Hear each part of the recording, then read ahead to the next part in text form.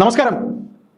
2026 തെരഞ്ഞെടുപ്പിലേക്ക് നാം പോകുമ്പോൾ UDF മുന്നണിയിലെ മൂന്നാമത് ഘടകകക്ഷിയായ കേരള കോൺഗ്രസ് ജോസഫ് ഗ്രൂപ്പ് ഇപ്പോൾ അതിന്റെ ചെയർമാൻ സ്ഥാനത്തുള്ള ജോസഫ് തന്റെ മകനെ രാഷ്ട്രീയത്തിലേക്ക് ജോസഫ് ഗ്രൂപ്പിന്റെ ചുമതല ഏൽപ്പിക്കുന്നു എന്ന വാർത്തയാണ് ഈ അവസരങ്ങളിൽ പുറത്തു വരുന്നത്. അതായത് UDFിലെ മൂന്നാമത്തെ ഘടകകക്ഷിയായ ജോസഫ് ഗ്രൂപ്പ് കേരള കോൺഗ്രസിലെ ഒരു വലിയ ശക്തിയാണ്.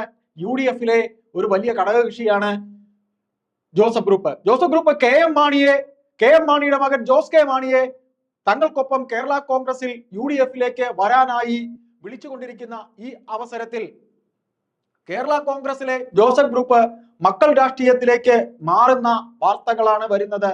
അതായത് Kerala Congress Mani group K M മാണിയുടെ മകനെ ജോസ് കെ മാണിയെ ഒരു വേള പാർട്ടിയിലേക്ക് കൊണ്ടുവരുമ്പോൾ മക്കൾ രാഷ്ട്രീയത്തെ എതിർത്ത PJ ജോസഫ് തന്റെ മകൻ അബുവിനെ ഇതാ അദ്ദേഹത്തിന്റെ പാർട്ടിയിലേക്ക് കൊണ്ടുവന്നിരിക്കുന്നു. ചെയർമാൻ സ്ഥാനം PJ ജോസഫ് തന്നെയാണ് വഹിക്കുന്നത്. പക്ഷേ ആ സ്ഥാനം ഇനി വഴിയെ മകന് നൽകും. മകൻ അബു ജോസഫ് പ്രൊഫഷണലാണ്, ITA പ്രൊഫഷണലാണ്. അതായത് കേരള കോൺഗ്രസിന്റെ ചരിത്രം നമ്മൾ പരിശോധിക്കുമ്പോൾ കെ എം മാണി അദ്ദേഹത്തിന്റെ മകൻ ജോസ് കെ മാണിയെ കൊണ്ടുവന്നു. തുടർന്ന് ഇങ്ങോട്ട് നോക്കുമ്പോൾ ബാലകൃഷ്ണപിള്ള അദ്ദേഹത്തിന്റെ മകൻ ഗണേഷ് കുമാറിനെ കൊണ്ടുവന്നു. ബാലകൃഷ്ണപിള്ളയുടെ ഒരു ഗ്രൂപ്പ്, PJ ജോസഫിന്റെ ഒരു ഗ്രൂപ്പ്, കെ എം മാണി ഒരു ഗ്രൂപ്പ്, TM ജേക്കബ് മകൻ അനൂപിനെ കൊണ്ടുവന്നു, അത് മറ്റൊരു ഗ്രൂപ്പ്. ഇനി ഇങ്ങനെ കേരള കോൺഗ്രസിനെ എത്ര കേരള കോൺഗ്രസ് ഉണ്ടെന്ന് ചോദിച്ചാൽ PJ Joseph, K M Mani, TM Jacob, Balakrishnapillai, ഇങ്ങനെ 4 പേര്. അതിനു പുറമെ ഇപ്പോ വേറെയും ഗ്രൂപ്പുകൾ ഇനി ഉണ്ടാകാൻ പോകുന്നു.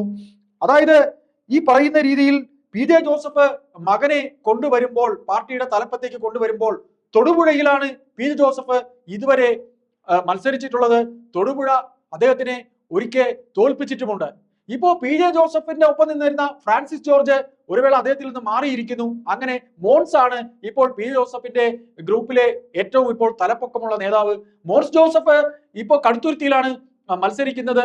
മോൻസിനെ ഇനി തൊടുപുഴയിലേക്ക് കൊണ്ടുവരുമോ, അതെ മകൻ അബുവിന് ഈ പറയുന്ന രീതിയിൽ തൊടുപുഴ നൽകുമോ എന്നും ചോദിക്കുന്നുണ്ട്. ഏതായാലും മക്കൾ രാഷ്ട്രീയത്തെ ഒരു വേള എതിർത്തിരുന്ന PJ ജോസഫ് ഇപ്പോൾ തന്റെ മകനെ ഇങ്ങനെ രാഷ്ട്രീയത്തിലേക്ക് തന്റെ സ്വന്തം പാർട്ടിയിലേക്ക് കൊണ്ടുവരുന്നതിൽ പാർട്ടിക്കകത്ത് ചില പ്രാദേശിക നേതാക്കൾക്ക് എതിർപ്പ് ഉണ്ട് എന്നാണ് പറഞ്ഞു കേൾക്കുന്നത്. PJ ജോസഫ് ഈ പറയുന്ന രീതിയിൽ PJ ജോസഫിന്റെ ഗ്രൂപ്പിൽ അബു ജോസഫ് വരുന്നതിൽ മോൻസ് ഇതുവരെ അങ്ങനെ എതിർപ്പൊന്നും പ്രകടിപ്പിച്ചിട്ടില്ല.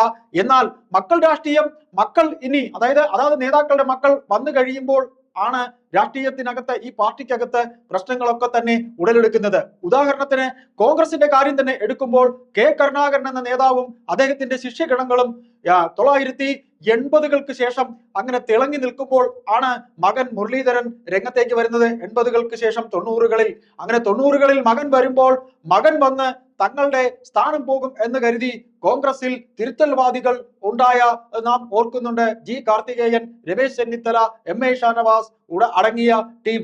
ഏതായാലും കേരള കോൺഗ്രസ് വളരും തോറും വളരും എന്ന രീതിയിൽ തന്നെയാണ് ഇപ്പോഴും പൊയ്ക്കൊണ്ടിരിക്കുന്നത്. ഇപ്പോൾ നാം എന്തിനു പറയുന്നു, പാലയിൽ ഈ പറയുന്ന രീതിയിൽ K M മാണി സാറിന്റെ മകനെ തോൽപ്പിച്ച, ജോസ് കെ മാണിയെ തോൽപ്പിച്ച മാണി C കാപ്പന് വരെ കേരള കോൺഗ്രസിൽ വേറെ പാർട്ടിയുണ്ട്, അദ്ദേഹത്തിന് വരെ പാർട്ടിയുണ്ട്. അങ്ങനെ കേരള കോൺഗ്രസിൽ IT പ്രൊഫഷണലായിരുന്ന PJ ജോസഫിന്റെ മകൻ അബു ജോസഫ് വരുമ്പോൾ പെട്ടെന്നൊരു വരവല്ല അബു ജോസഫ് അവിടെ നടത്തിയത്.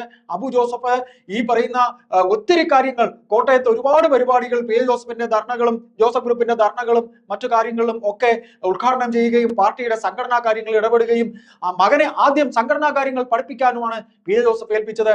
ഇപ്പോൾ ഈ ഒരു അവസരത്തിൽ PJ ജോസഫ് കൂടി മുൻകൈയെടുത്ത് മാണി സാറിന്റെ മകൻ K M മാണിയുടെ മകൻ ജോസ് കെ മാണിയെ പാർട്ടിയിലേക്ക് കൊണ്ടുവരാൻ ശ്രമിക്കുമ്പോൾ കേരള കോൺഗ്രസിലെ ജോസഫ് ഗ്രൂപ്പിൽ തന്നെ ഇത്തരത്തിൽ മകനെ കൊണ്ടുവരാൻ പോകുമ്പോൾ ജോസഫ് ഗ്രൂപ്പിൽ ഇനി എന്തൊക്കെ തലവേദനകളാണ് ഉണ്ടാകാൻ പോകുന്നത്, ആ തലവേദനകൾ കോൺഗ്രസ് എങ്ങനെ ഒത്തുതീർപ്പാക്കും എന്നുള്ളതൊക്കെ ഇനി അങ്ങോട്ടുള്ള സമയത്ത് നമുക്ക് കാണേണ്ടി വരും. ഏതായാലും വളരും തോറും വളരുന്ന കേരള കോൺഗ്രസിൽ K M മാണി എന്ന നേതാവ് അദ്ദേഹത്തിന്റെ മകനെ കൊണ്ടുവന്നു.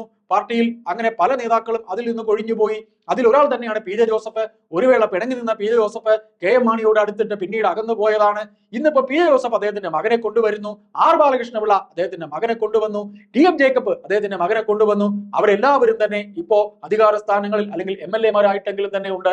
ഏതായാലും കേരളത്തിന്റെ ചരിത്രം ഉള്ളിടത്തോളം കാലം കേരളം ഇങ്ങനെ നമുക്ക് ഒരു തമാശ രൂപേണ നമുക്ക് പറയാം, കേരളം ഉള്ളിടത്തോളം, കേരള കോൺഗ്രസ് ഉള്ളിടത്തോളം കേരളത്തിൽ കേരള കോൺഗ്രസ് ഉണ്ടാകും. അത് വളരും തോറും പിളരും തോറും വളരും. ഏതായാലും ഒരു പുതുമയുള്ള വാർത്തയാണോ ഇതെന്ന് ചോദിച്ചാൽ ഒരു ചെറിയ പുതുമയുണ്ട്. മക്കൾ രാഷ്ട്രീയത്തെ കേരള കോൺഗ്രസിൽ ഒരു വേള എതിർത്തിരുന്ന പി ജോസഫ് തന്നെ തന്റെ മകനെ തന്റെ പാർട്ടിയിലേക്ക് കൊണ്ടുവരുന്നത് ഒരു ചെറിയ കൗതുകം, ഒരു ചെറിയ വാർത്താ കൗതുകം നമ്മളിൽ ഉളവാക്കുന്നുണ്ട്.